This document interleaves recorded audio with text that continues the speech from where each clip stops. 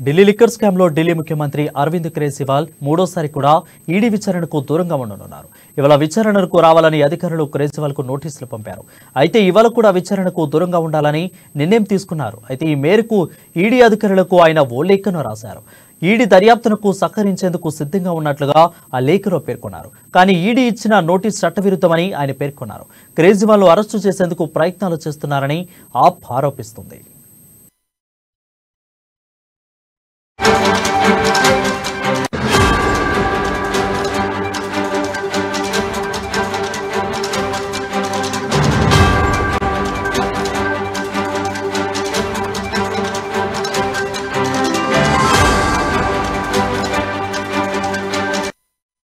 Breaking news చూస్తున్నాం. Delhi liquor scam లో ఢిల్లీ ముఖ్యమంత్రి అరవింద్ కేజ్రీవాల్ మూడోసారి కూడా ఈడీ విచారణకు దూరంగా ఉండనున్నారు.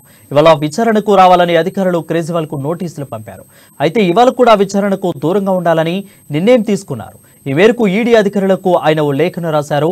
ఈడీ దర్యాప్తునకు సహకరించేందుకు సిద్ధంగా ఉన్నట్లుగా ఆ లేఖలో పేర్కొన్నారు. కానీ ఈడీ ఇచ్చిన నోటీస్ చట్టవిరుద్ధమని ఆయన పేర్కొన్నారు.